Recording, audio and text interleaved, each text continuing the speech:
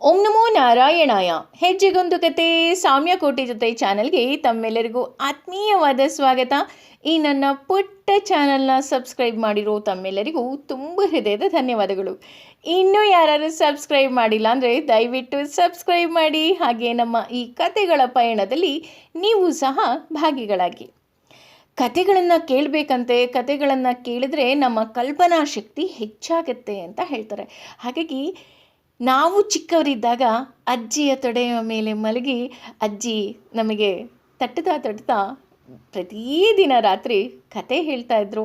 ನಾವು ಆ ಕತೆಯನ್ನು ಕೇಳಿ ಕಲ್ಪನಾ ಲೋಕದಲ್ಲೇ ಮಲಗುತ್ತಾ ಇದ್ವಿ ಅಂದರೆ ಖಂಡಿತವಾಗ್ಲೂ ತಪ್ಪಾಗೋದಿಲ್ಲ. ಇವತ್ತಿನ ಕತೆ ಏನಿದೆ, ಯಾರು ಶ್ರೇಷ್ಠರು ಅಂತ ಹೇಳ್ತಾ ಇದ್ದಾರೆ. ಯಾರಪ್ಪ ಈ ಪ್ರಶ್ನೆಯನ್ನು ಮಾಡ್ತಾ ಇರೋದು ಅಂತ ನೋಡೋದಾದರೆ ನಮ್ಮ ನಾರದ ಮಹರ್ಷಿಗಳು. ಹೌದು, ಒಮ್ಮೆ ನಾರದ ಮಹರ್ಷಿಗಳಿಗೆ ಯಾರು ಶ್ರೇಷ್ಠರು ಅಂತ ಒಂದು ಪ್ರಶ್ನೆ ಬರುತ್ತೆ. ಹಾಗಾಗಿ ಇದರ ಉತ್ತರವನ್ನು ಹುಡುಕಬೇಕು ಅಂತ ಹೇಳಿ ಯೋಚನೆ ಮಾಡ್ತಾ ಇರ್ತಾರೆ. ಯಾರ ಬಳಿ ಹೋಗಿ ಕೇಳಿದ್ರೆ ನನಗೆ ಇದಕ್ಕೆ ಉತ್ತರ ಸಿಗ್ಬೋದು ಅಂತ ಯೋಚನೆ ಮಾಡಬೇಕಾದ್ರೆ ನಾರದ ಮಹರ್ಷಿಗಳಿಗೆ ತಕ್ಷಣ ಅವರ ತಲೆಗೆ ಬರೋದು ಬ್ರಹ್ಮದೇವ. ತಕ್ಷಣ ಏನು ಮಾಡ್ತಾರೆ, ಬ್ರಹ್ಮಲೋಕಕ್ಕೆ ಹೋಗ್ತಾರೆ. ಬ್ರಹ್ಮಲೋಕಕ್ಕೆ ಹೋಗಿ ಬ್ರಹ್ಮನಿಗೆ ನಮಸ್ಕರಿಸುತ್ತಾ ಕೇಳ್ತಾರೆ, ಬ್ರಹ್ಮದೇವ, ನನಗೊಂದು ಸಮಸ್ಯೆ ಉಂಟಾಗಿದೆ, ಈ ಪ್ರಶ್ನೆಗೆ ನೀವು ಉತ್ತರವನ್ನು ಕೊಡ್ತೀರಾ ಅಂತ. ಬ್ರಹ್ಮದೇವ ಖಂಡಿತವಾಗ್ಲೂ ಕಂದ ಅಂತ ಹೇಳ್ತಾರೆ. ಆಗ ನಾರದ ಮಹರ್ಷಿಗಳು ಹೇಳ್ತಾರೆ, ಬ್ರಹ್ಮದೇವ, ಯಾರು ಶ್ರೇಷ್ಠರು ಅಂದರೆ ದೇವತೆಗಳು ಹಾಗೂ ದಾನವರು ಇವರಿಬ್ಬರೂ ಸಹ ನಿನ್ನ ಸೃಷ್ಟಿ. ಇಡೀ ಈ ಪ್ರಪಂಚವೇ ನಿನ್ನ ಸೃಷ್ಟಿಯಾಗಿದೆ. ಹಾಗಾಗಿ ಇಲ್ಲಿ ದೇವತೆಗಳು ಶ್ರೇಷ್ಠನಾ ಅಥವಾ ದಾನವರು ಶ್ರೇಷ್ಠನಾ? ನನಗೆ ಯಾಕೆ ಈ ಪ್ರಶ್ನೆ ಬಂತು ಅಂತ ಅಂದರೆ, 14 ಲೋಕಗಳಿದೆ. ಅದರಲ್ಲಿ ಮೇಲಿನ 7 ಲೋಕ, ಅದರಲ್ಲೂ ಸ್ವರ್ಗ ಲೋಕವನ್ನು ನೀವು ದೇವತೆಗಳಿಗೆ ಕೊಟ್ಟಿದ್ದೀರಾ. ಹಾಗೂ ಕೆಳಗಿನ 7 ಲೋಕಗಳನ್ನು, ಅದರಲ್ಲೂ ಪಾತಾಳದ ಲೋಕಗಳನ್ನು ನೀವು ದಾನವರಿಗೆ ಕೊಟ್ಟಿದ್ದೀರಾ. ಯಾಕೆ ಈ ರೀತಿ? ಯಾರು ಶ್ರೇಷ್ಠರು, ಯಾರು ತುಂಬ ವಿಶೇಷ ಅಂತ ನಿಮಗನ್ಸುತ್ತೆ? ಯಾಕೆ ಅಂತ ಅಂದರೆ, ನಾನು ಯೋಚನೆ ಮಾಡಿದಾಗ ದೇವತೆಗಳಿಗೆ ಜ್ಞಾನ ಮತ್ತು ಭಕ್ತಿ ಇದೆ, ಹಾಗೂ ದಾನವರಿಗೆ ಶಕ್ತಿ ಅಂದರೆ ಬಲ ಮತ್ತು ತಪಾಚರಣೆ ಇದೆ.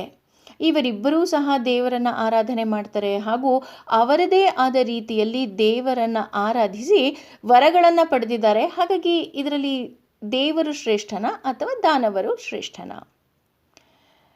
ಆಗ ಬ್ರಹ್ಮ ಮಹರ್ಷಿಗಳು ನಕ್ಬಿಟ್ಟು ಹೇಳ್ತಾರೆ, ಕಂದ, ಇಡೀ ವಿಶ್ವವೇ ನನ್ನ ಸೃಷ್ಟಿ.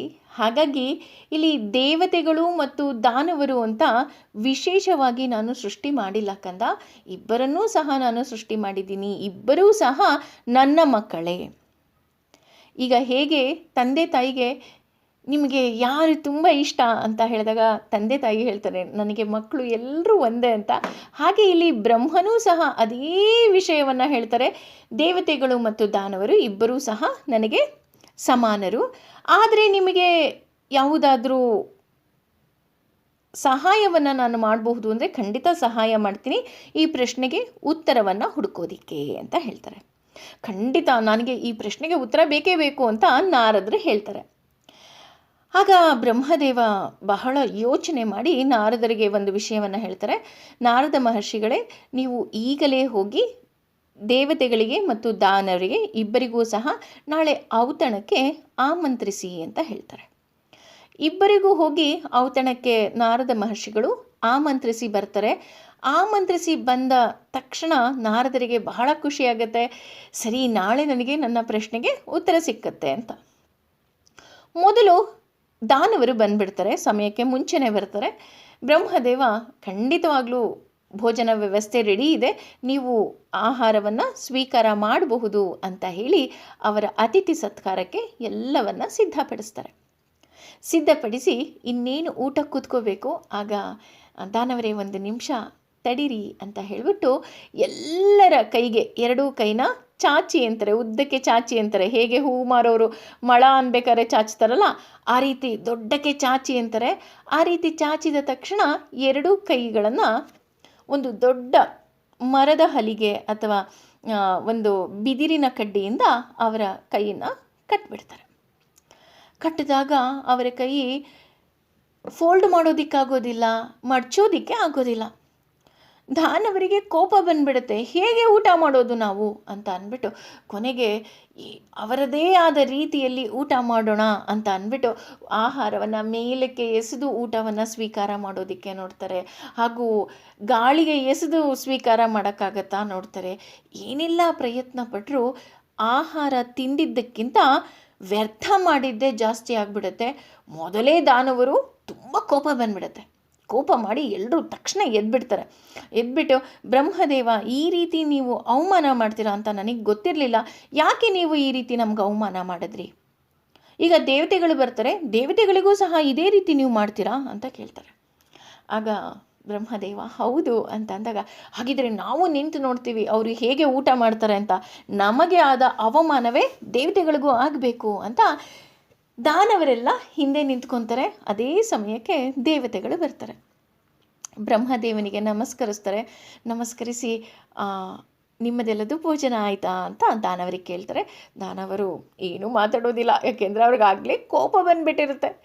ತಕ್ಷಣ ದೇವತೆಗಳೆಲ್ಲರೂ ಸಹ ಊಟಕ್ಕೆ ಕೂತ್ಕೊಳ್ತಾರೆ. ಊಟಕ್ಕೆ ಕೂತಾಗ ಮೊದಲು ದೇವರನ್ನು ಪ್ರಾರ್ಥನೆ ಮಾಡ್ತಾರೆ. ಭಗವಂತ, ಇಂದಿನ ಭೋಜನ ವ್ಯವಸ್ಥೆಯನ್ನು ಬ್ರಹ್ಮದೇವ ನಮಗಾಗಿ ಮಾಡ್ತಾ ಇದ್ದಾನೆ, ಹಾಗಾಗಿ ಎಲ್ಲರಿಗೂ ಒಳ್ಳೆಯದಾಗಲಿ ಅಂತ ಕೇಳ್ಕೊಳ್ತಾರೆ. ಕೇಳಿ ಇನ್ನೇನು ಭೋಜನ ಮಾಡಬೇಕು ಅನ್ಬೇಕಾರೆ ಬ್ರಹ್ಮದೇವ, ನಿಲ್ಲಿ, ನೀವು ಊಟ ಮಾಡೋ ಹಾಗಿಲ್ಲ ಅಂತ ದೇವತೆಗಳಿಗೂ ಸಹ ನಿಲ್ಲಿಸ್ತಾರೆ. ನಿಲ್ಲಿಸ್ಬಿಟ್ಟು ಅವರ ಕೈಗೂ ಸಹ ಈ ದೆಬ್ಬೆಯನ್ನು ಕಟ್ತಾರೆ. ಕಟ್ಟಿ ಊಟ ಮಾಡಿ ಅಂತಾರೆ. ಓಹೋ, ದೇವತೆಗಳಿಗೂ ಸಹ ಅವರ ಕೈಯನ್ನು ಮಡಚಿ ಊಟ ಮಾಡೋದಕ್ಕೆ ಆಗೋದಿಲ್ಲ. ಹೇಗೆ ಊಟ ಮಾಡ್ತಾರೆ ಅಂತ ದಾನವರೆಲ್ಲರಿಗೂ ಸಹ ಆಶ್ಚರ್ಯದಿಂದ ನೋಡ್ತಾ ಇರ್ತಾರೆ. ಆಗ ದೇವತೆಗಳು ಸ್ವಲ್ಪ ಹೊತ್ತು ಯೋಚನೆ ಮಾಡಿ ಪ್ರೀತಿಯಿಂದ ಒಬ್ಬರ ಕೈಯಿಂದ ಮತ್ತೊಬ್ಬರಿಗೆ ಊಟವನ್ನು ಮಾಡಿಸ್ತಾ ಹೋಗ್ತಾರೆ. ನಿಮಗೆ ಇದಿಷ್ಟನಾ ತಗೊಳ್ಳಿ, ಇದು ನಿಮಗೆ ಇಷ್ಟನಾ ತಗೊಳ್ಳಿ ಅಂತ. ಒಬ್ಬರು ಮತ್ತೊಬ್ಬರಿಗೆ ಊಟ ಮಾಡಿಸಿದಾಗ ಮತ್ತೊಬ್ಬರು ಮಗದೊಬ್ಬರಿಗೆ ಊಟ ಮಾಡಿಸುತ್ತಾ ಅಲ್ಲಿ ಸ್ನೇಹ ಹಾಗೂ ಸಂಯಮ ಉಂಟಾಗುತ್ತೆ. ಅಲ್ಲಿ ಹಾಸ್ಯದಿಂದ ಊಟ ಮಾಡ್ತಾರೆ, ಸಂತೋಷದಿಂದ ಊಟ ಮಾಡ್ತಾರೆ. ಅಬ್ಬಾ, ನಿಮ್ಮ ಕೈಯಿಂದ ಊಟ ಮಾಡೋ ಭಾಗ್ಯ ನಮಗೆ ಸಿಗ್ತಾ ಅಂತ ದೇವತೆಗಳು ಒಬ್ಬರಿಗೊಬ್ಬರು ಕೊಂಡಾಡ್ತಾರೆ. ಈ ರೀತಿಯಲ್ಲಿ ಸಂತೋಷದ ಔತಣಕೂಟವೇ ಉಂಟಾಗತ್ತೆ. ಇದನ್ನು ನೋಡಿದ ತಕ್ಷಣ ನಾರದರಿಗೆ ತಿಳಿಯುತ್ತೆ ಯಾರು ಶ್ರೇಷ್ಠ ಅಂತ. ಅವರಿಬ್ಬರೂ ಸಹ ಊಟ ಮಾಡಿ ಹೋದ ಮೇಲೆ ಬ್ರಹ್ಮದೇವ ಹೇಳ್ತಾರೆ, ನಾನು ಯಾರಿಗೂ ಸಹ ಒಳ್ಳೆಯ ಬುದ್ಧಿ ಅಂತನೋ ಕೆಟ್ಟ ಬುದ್ಧಿ ಅಂತನೋ ಅಥವಾ ಇವರು ಶ್ರೇಷ್ಠ ಅಂತನೋ ನಾನು ಸೃಷ್ಟಿ ಮಾಡಿಲ್ಲ. ಎಲ್ಲರೂ ಸಹ ನನ್ನ ಮಕ್ಕಳೇ, ಎಲ್ಲರೂ ಶ್ರೇಷ್ಠರೇ.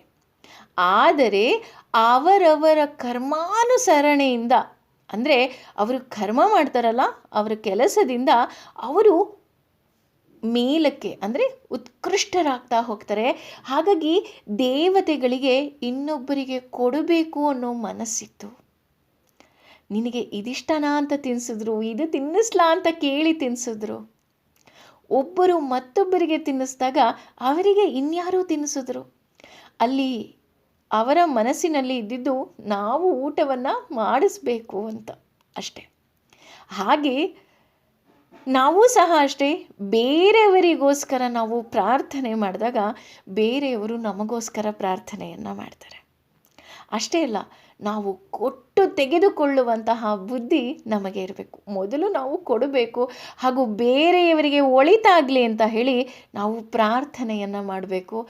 ಆಗ ನಮ್ಮಲ್ಲಿರುವ ದೇವತಾ ಬುದ್ಧಿ ಹೆಚ್ಚಾಗ್ತಾ ಹೋಗುತ್ತೆ ಅಂತ ಹೇಳ್ತಾರೆ. ಹಾಗಾಗಿ ಒಮ್ಮೆ ಯೋಚನೆ ಮಾಡಿ, ಪ್ರತಿದಿನ ನಾವು ನಮಗೋಸ್ಕರ ಬದುಕೋದಕ್ಕಿಂತ ಒಂದೇ ಒಂದು ಕೆಲಸವನ್ನಾದರೂ ಸರಿ ಬೇರೆಯವರಿಗೋಸ್ಕರ ಮಾಡಿದಾಗ ಅವರು ಒಂದು ಧನ್ಯವಾದ ಹೇಳಿದಾಗಲೋ ಅಥವಾ ಅವರ ಮುಖದಲ್ಲಿ ಒಂದು ನಗು ಮೂಡಿದಾಗಲೋ ನಮ್ಮ ಜೀವ ಸಾರ್ಥಕ ಅಂತ ಹೇಳಿಸುತ್ತೆ. ಹಾಗಾಗಿ ಎಲ್ಲರೂ ಸಹ ನಾವು ಮಾನವರಾಗಿ ಹುಟ್ಟಿದ್ದೀವಿ. ನಮ್ಮಲ್ಲೂ ಸಹ ದಾನವ ಬುದ್ಧಿ ಹಾಗೂ ದೇವತಾ ಬುದ್ಧಿ ಎರಡೂ ಸಹ ನಮ್ಮಲ್ಲಿದೆ. ಹಾಗಾಗಿ ನಾವು ಪ್ರತಿನಿತ್ಯ ನಮಗೋಸ್ಕರ ಬದುಕುವುದರ ಜೊತೆ ಅನ್ಯರಿಗೆ ಸಹಾಯ ಮಾಡ್ತಾ ಬದುಕೋಣ. ಹಾಗೆ ಸಮಯ ಸಿಕ್ಕಾಗಲೆಲ್ಲ ದೇವರ ನಾಮಸ್ಮರಣೆ ಮಾಡೋಣ. ಓಂ ನಮೋ ನಾರಾಯಣಾಯ. ನಿಜವಾಗ್ಲೂ ಒಮ್ಮೆ ಯೋಚನೆ ಮಾಡಿ. Thank you.